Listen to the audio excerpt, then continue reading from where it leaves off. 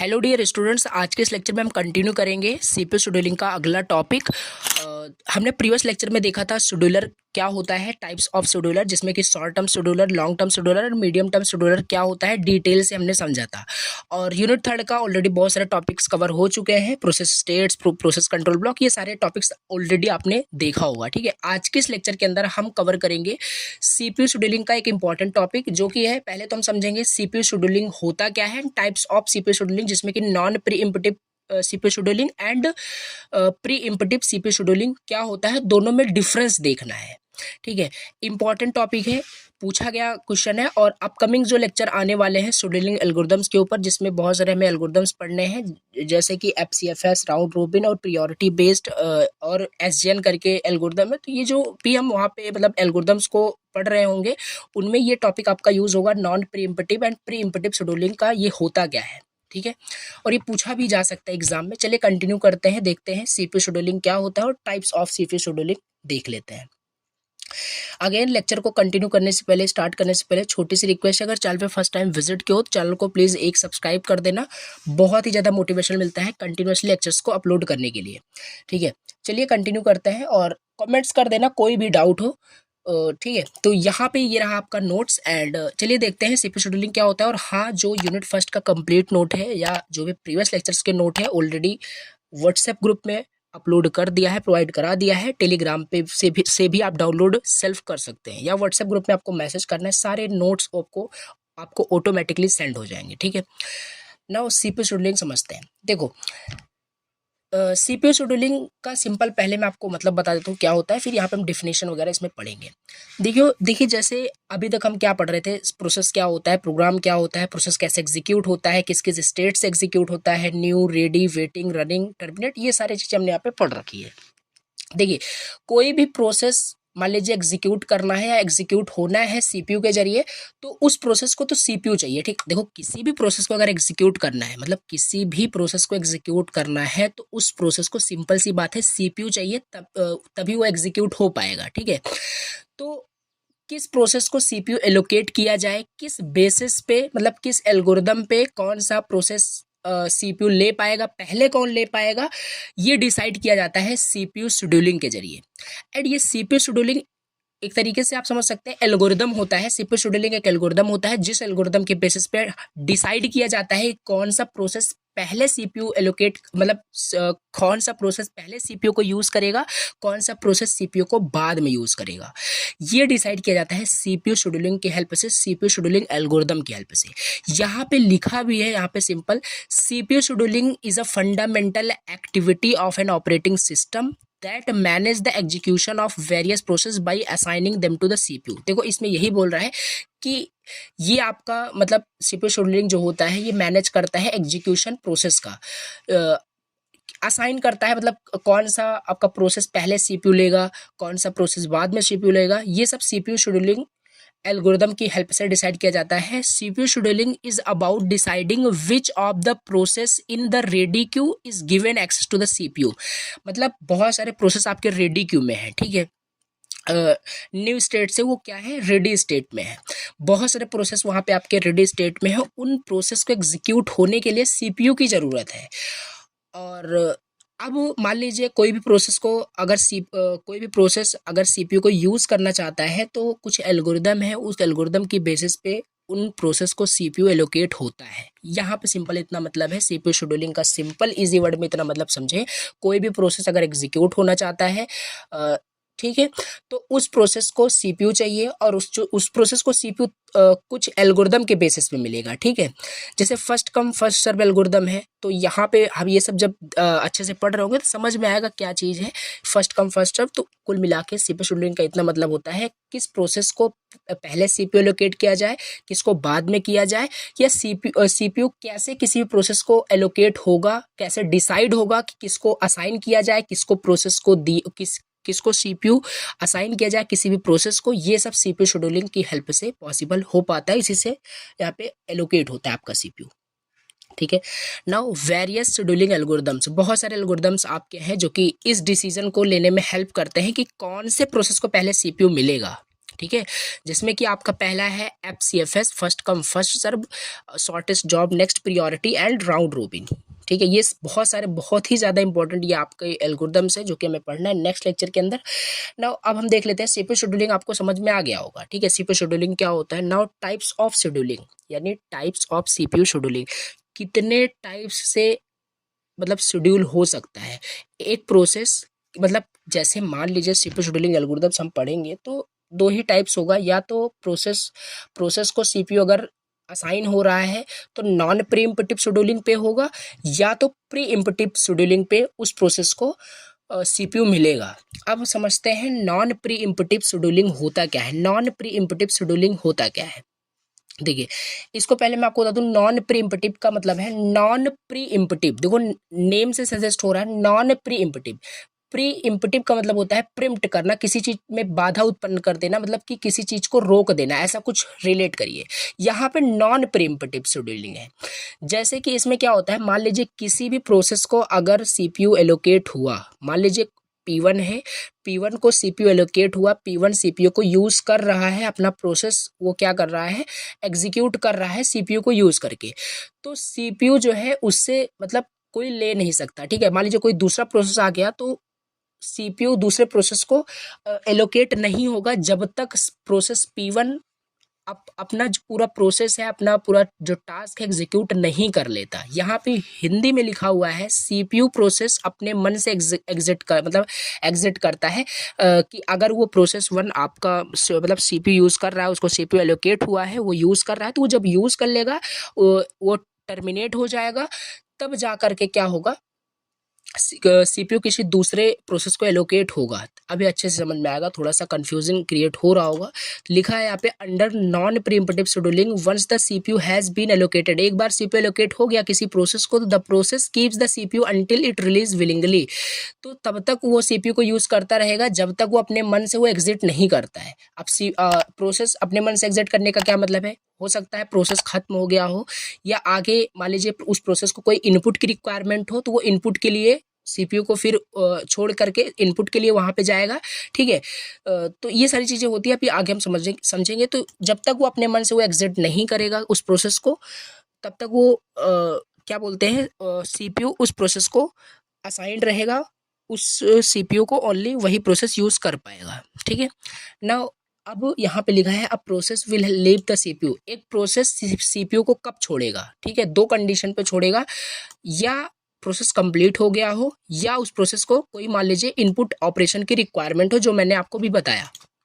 ठीक है, और भी यहाँ पे लिखा है बहुत इजी वर्ड में, अगर एक बार अगर किसी प्रोसेस को सीपीयू मिला, एक बार अगर किसी भी प्रोसेस को सीपीयू मिला तो उससे कोई फोर्सफुली सीपीयू नहीं ले सकता जब तक अपने आप वह प्रोसेस खुद रिलीज ना करे। ठीक है, ये है when a process leave the CPU voluntarily to perform some I operation और वेट फॉर एन इवेंट, तो इसे ही शेड्यूलिंग को, जो ये शेड्यूलिंग हुई है, जो उस प्रोसेस एग्जीक्यूट हो रहा है और विलिंगली वो अगर एग्जिट करता है, तो ये टाइप्स की जो शेड्यूलिंग है इसे ही नॉन प्री इम्पटिव शेड्यूलिंग कहा जाता है। ठीक है, यहाँ पे डायग्राम के हेल्प से भी लिखा है, न्यू स्टेट है, रेडी स्टेट है, रनिंग स्टेट है, वेटिंग स्टेट है और टर्मिनेटेड स्टेट है। मान लीजिए रनिंग स्टेट में आपका कोई P1 जो है, आपका कोई P1 प्रोसेस एग्जीक्यूट हो रहा है, सीपीयू उसे असाइन है, वो अपना यूज कर रहा है।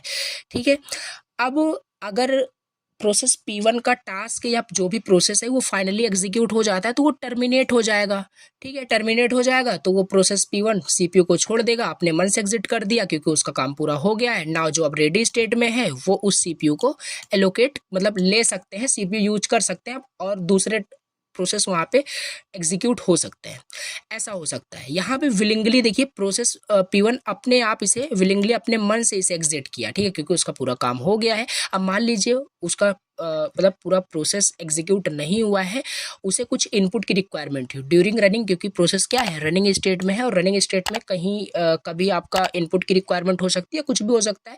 तो आईओ की रिक्वायरमेंट होगी तो वो जाएगा कहाँ पे, वेटिंग स्टेट में। ठीक है, अब ऐसा नहीं है प्रोसेस P1 को एलोकेट हुआ है तो वो एलोकेट उसी को रहेगा, और वेटिंग उसके साथ वो सीपीयू को भी वेट करना पड़ेगा। सीपीयू को वेट नहीं करना पड़ेगा बिकॉज सीपीयू किसी के लिए वेट नहीं करता, सीपीयू आइडल कंडीशन में नहीं जाना चाहिए। ठीक है, सीपीयू को एज बिजी एज पॉसिबल रखा जाता है।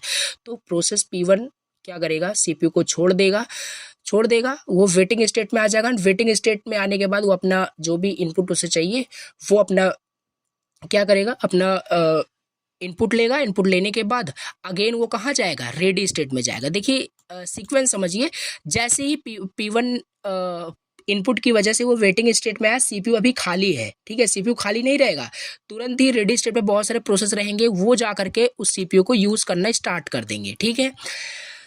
और जैसे ही प्रोसेस P1 को इनपुट मिल जाता है, वो रेडी क्यू में लगा रहेगा, और जैसे इसे मिल गया रेडी क्यू में, ये आ गया, इसे इनपुट मिल चुका है, तो जो भी प्रोसेस यहाँ पे एग्जीक्यूट हो रहा होगा, जो भी प्रोसेस सीपीयू को लिया होगा, उसको फिर से कहाँ पे, रेडी क्यू में डाल दिया जाएगा। देन यहाँ से प्रोसेस P1 को फिर से सीपीयू एलोकेट हो जाएगा। अगेन ये प्रोसेस आपका चलता रहता है, ठीक है, और फाइनली टर्मिनेट आपका हो जाता है। तो इस तरीके से ये आपका क्या है, नॉन प्रीएम्प्टिव शेड्यूलिंग है। आई होप समझ में आ गया होगा। अब इसी तरीके से हम देख लेते हैं प्री इम्पटिव शेड्यूलिंग क्या होता है, just opposite of non preemptive. वहाँ पे क्या था, सीपीयू अपनी मतलब मर्जी से अपने वहाँ पे विलिंगली सीपीयू को एग्जीक्यूट करता था, तब जा करके सीपीयू किसी को एलोकेट हो सकता था, मतलब कोई प्रोसेस सीपीयू को यूज़ कर सकता था। बट यहाँ पे क्या है, मान लीजिए कोई प्रोसेस, यहाँ पे प्रोसेस P1 आपका रनिंग स्टेट में सीपीयू को यूज़ कर रहा है। ड्यूरिंग द रनिंग प्रोसेस जो रन कर रहा है, ठीक है, रनिंग स्टेट के दौरान मान लीजिए कोई प्रोसेस आ जाता है जो जिसकी प्रायोरिटी उस प्रोसेस से ज़्यादा है, ठीक है, तो क्या कर सकता है वो, ऐसा समझे कि वो उससे सीपीयू को ज़बरदस्ती ले सकता है, ठीक है। उसके मतलब मान लीजिए प्रोसेस P1 छोड़ना नहीं चाहता, प्रोसेस P1 सीपीयू को छोड़ना नहीं चाहता, फिर भी फोर्सफुली क्या कर सकता है, उससे सीपीयू ले सकता है। यहाँ पे लिखा है इजी वर्ड में कि under preemptive scheduling once the CPU has been allocated to a process, अगर किसी भी प्रोसेस को सीपीयू एलोकेट होता है तो a process will leave the CPU willingly, ठीक है, वो अपने अगर विलिंगली मतलब अपनी मर्जी से अगर वो सीपीयू को छोड़ देता है, और ये हमने ऊपर ही देखा, अपने अगर विलिंगली वहाँ पे छोड़ता है तो दो ही कंडीशन में, या तो वो टर्मिनेट हो गया है सक्सेसफुली, मतलब कि एग्जीक्यूट हो गया है, या तो वो वेटिंग स्टेट में कुछ फॉरेन आईओ इवेंट के लिए वेट कर रहा है।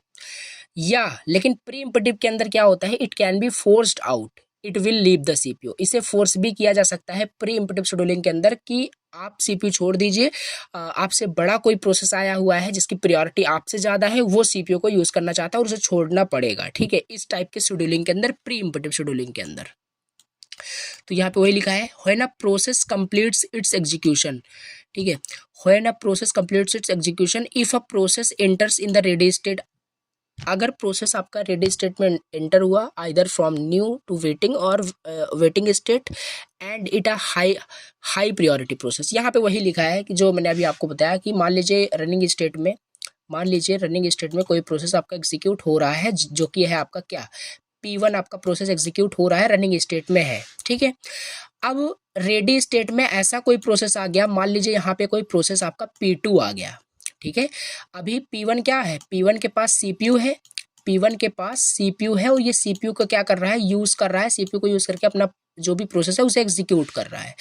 बट ड्यूरिंग एग्जीक्यूशन कोई प्रोसेस P2 रेडी क्यू में आ गया जिसकी प्रायोरिटी P1 से ज़्यादा है, ठीक है, तो ये क्या करेगा, P2 फोर्सफुली P1 से क्या करेगा, सीपीयू ले लेगा, क्योंकि ये प्री इम्पटिव शेड्यूलिंग है, ले सकता है, ठीक है, जबकि नॉन प्री इम्पटिव में वो ले नहीं सकता जब तक वो P1 खुद ना छोड़े। बट यहाँ पे प्री इम्पटिव के अंदर P2 क्या करेगा, फोर्सफुली P1 से सीपीयू ले लेगा, और इस P1 को कहाँ पे जाना पड़ेगा, अगेन यहाँ पे वेटिंग स्टेट में जाना पड़ेगा, फिर रेडी स्टेट में आना पड़ेगा, तब तक क्योंकि इसकी प्रायोरिटी P2 की प्रायोरिटी ज़्यादा है, तब तक ये P2 क्या करेगा, इस सीपीयू को यूज़ करता रहेगा। जब ये P2 सक्सेसफुली यूज़ कर लेगा क्योंकि इसकी प्रायोरिटी P1 से ज़्यादा है, तब आपका जो भी यहाँ पे एग्जीक्यूट हो रहा होगा जैसे प्रोसेस P1, तो वो एग्जीक्यूट हो जाएगा। अगर प्रोसेस P2 के बाद मान लीजिए कोई प्रोसेस P3 है, ठीक है, जो कि रेडी क्यू में है, इसका भी मतलब प्रायोरिटी ज़्यादा है P1 से, तो फिर P3 एग्जीक्यूट होगा, P1 आपका लास्ट में सबसे एग्जीक्यूट होगा और P1 की प्रायोरिटी सबसे कम है। और इस टाइप के शेड्यूलिंग जो होती है उसे प्री इम्पटिव बोलते हैं। यहाँ पे फोर्सफुली लिया जा रहा है, P1 एग्जीक्यूट कर रहा है, वो देना नहीं चाह रहा होगा, बट फिर भी उससे फोर्सफुली वहाँ पे प्रोसेस सॉरी फोर्सफुली क्या है, सीपीयू को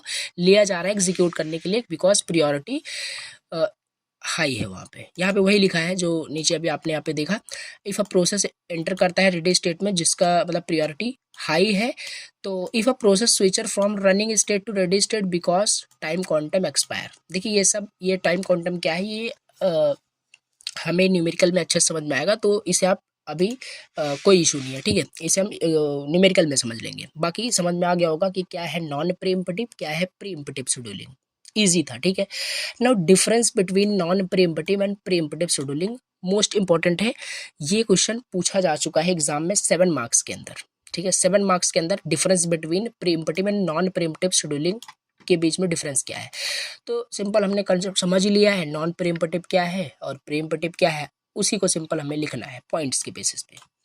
तो यहाँ पे पॉइंट्स में सीपीयू एलोकेशन, देखिए सीपीयू एलोकेशन कैसे होता है। नॉन प्रीएम्पटिव में अगर किसी भी प्रोसेस को सीपीयू एलोकेट हो गया तो सीपीयू से कोई ले नहीं सकता जब तक वो अपना प्रोसेस खुद एग्जीक्यूट सक्सेसफुली कंप्लीट ना कर ले या वेट ना करे किसी भी इवेंट के लिए, किसी भी आयो के लिए। बट प्रीएम्पटिव में क्या है, अगर उसे सीपीयू एलोकेट हुआ तो उसे इंटरप्ट किया जा सकता है, उसे फोर्सफुली लिया जा सकता है, उसे फिर से वो कहाँ चला जाता है, रेडी स्टेट में मूव हो जाता है। ये सब हमने ऊपर ही देखा अभी। रिस्पॉन्स टाइम क्या है, रिस्पॉन्स टाइम नॉन प्रीएम्पटिव का रिस्पॉन्स टाइम लॉन्गर होता है बिकॉज शॉर्ट टास्क के लिए, क्योंकि देखिए यहाँ पे रिस्पॉन्स टाइम में नॉन प्रीएम्पटिव में can be longer specially for short task, generally shorter as higher priority task. Non preemptive अगर मान लीजिए यूज़ कर रहा है सीपीयू तो वहाँ पर रिस्पॉन्स टाइम क्या होगा, बहुत ही लॉन्गर होगा, क्योंकि जब तक वो क्या यूज़ नहीं कर लेगा, मतलब अपना प्रोसेस एग्जीक्यूट नहीं कर लेगा, तब तक वो सीपीयू को वो सीपीयू किसी को एलोकेट नहीं होगा, सीपीयू किसी को असाइन नहीं होगा। सिंपल ये है रिस्पॉन्स टाइम का मतलब, ठीक है। Can be longer for short task, non preemptive के अंदर जनरली शॉर्टर होता है हायर प्रियोरिटी टास्क, क्योंकि यहाँ पे होता है प्रीएम्पटिव के अंदर। ना कॉम्प्लेक्सिटी क्या होता है, कॉम्प्लेक्सिटी आप खुद ही कॉमन सेंस लगा सकते हैं। नॉन प्रीएम्पटिव काफ़ी सिंपलर है बिकॉज क्योंकि वहाँ पे आपका एक प्रोसेस को वहाँ पे सीपीयू एलोकेट होता है, वो अपना जब तक फाइनली एग्जीक्यूट नहीं कर लेगा तब तक वो क्या है, प्रोसेस दूसरा प्रोसेस सीपीयू को यूज़ नहीं कर सकता। जबकि ये कॉम्प्लेक्स है, रिक्वायरिंग केयरफुल हैंडलिंग, यहाँ पे फोर्सफुली हैंडलिंग की जाती है, क्योंकि आप समझ सकते हैं सॉरी फोर्सफुली यहाँ पे सीपीयू लिया जाता है तो थोड़ा सा कॉम्प्लेक्स हो जाएगा, क्योंकि सारे प्रोसेस फिर से वेटिंग में आएंगे, वेटिंग से रेडी में जाएंगे, फिर रेडी से आप रनिंग में जाएंगे, तो काफ़ी कॉम्प्लेक्स हो जाता है। इसके बाद नेक्स्ट यहाँ पे रिसोर्स यूटिलाइजेशन। रिसोर्स यूटिलाइजेशन में may lead to inefficient CPU utilization. यहाँ पे क्या है कि सीपीयू का जो यूटिलाइजेशन होता है नॉन प्रीएम्पटिव के अंदर वो मतलब इफिशिएंट नहीं होता है, मतलब बहुत ही बेकार सीपीयू यूटिलाइजेशन होता है नॉन प्रीएम्पटिव के अंदर। क्यों, क्योंकि नॉन प्रीएम्पटिव के केस में मान लीजिए कोई प्रोसेस P1 को सीपीयू एलोकेट हो चुका है, वो यूज़ कर रहा है और उसे क्या है, उसे किसी इनपुट की रिक्वायरमेंट है, तो वो इनपुट की उसकी अगर रिक्वायरमेंट है तो वो वेटिंग स्टेट में रहेगा और वहाँ पे आपका तब तक के लिए वो जो सीपीयू है वो भी आपका वेटिंग स्टेट में ही रहेगा, वो वेट रहेगा। तो वो कोई दूसरा प्रोसेस उस सीपीयू को एलोकेट नहीं होगा, क्योंकि वो नॉन प्रीएम्पटिव है। अगर एक बार उसे प्रोसेस P1 को मिल गया तो प्रोसेस P1 ही उसे यूज़ कर पाएगा, कोई और प्रोसेस उसे यूज़ नहीं कर पाएगा उस सीपीयू को। तो यहाँ पे सीपीयू का यूटिलाइजेशन कम तो हो ही गया, बिकॉज वहाँ पे सीपीयू भी वेट कर रहा है, ठीक है। तो ये है, यहाँ पे सीपीयू का यूटिलाइजेशन नहीं होता, जबकि यहाँ पे बहुत ही ज़्यादा सीपीयू का यूटिलाइजेशन होता है, हाईली सीपीयू यूटिलाइजेशन होता है। It can quickly switch a task, क्योंकि यहाँ पे कंटेक्स्ट स्विचिंग हो रहा है बिटवीन स्टेट्स। आपका अगर वो वेटिंग स्टेट में जाता है तो वेटिंग स्टेट में रहेगा और सीपीयू तब तक कोई और प्रोसेस यूज़ कर लेगा, क्योंकि यहाँ पे फोर्सफुली यहाँ पे सीपीयू लिया जा सकता है। नाउ एप्लीकेशन आप लिख सकते हैं एक पॉइंट्स में, बैच जो सिस्टम होते हैं वो नॉन प्रीएम्पटिव बेस्ड होते हैं और इंटरेक्टिव एंड रियल टाइम जो सिस्टम होते हैं वे प्रीएम्पटिव शेड्यूलिंग पे बेस्ड होते हैं। तो ये था थोड़ा सा एग्जाम पॉइंट ऑफ व्यू से यहाँ पे डिफरेंस लिखा हुआ है। मे बी आई थिंक समझ में अगर नहीं आया हो तो बिल्कुल भी परेशान नहीं होना है। इसमें जो मोस्ट इंपॉर्टेंट है ये एज अ कंसेप्ट हमें समझना है। बाकी इसमें अगर आपको केवल इतना आपको याद रखना है कि प्रीएम्पटिव शेड्यूलिंग का मतलब क्या है और नॉन प्रीएम्पटिव का शेड्यूलिंग का क्या मतलब है। बाकी नेक्स्ट लेक्चर के अंदर हम शेड्यूलिंग एल्गोरिदम स्टार्ट करेंगे, जिसमें कि एफसीएफएस और भी सारे जो न्यूमेरिकल्स हैं, न्यूमेरिकल्स एग्जाम में आपसे पूछे जाते हैं और ये भी आपसे पूछा जा सकता है। ठीक है, तो चलिए आज के इस लेक्चर को यहीं पर एंड करते हैं, मिलते हैं नेक्स्ट लेक्चर के अंदर। And thank you so much for watching the lecture. Again channel पे अगर फर्स्ट टाइम विजिट किया तो चैनल को प्लीज़ एक सब्सक्राइब करना।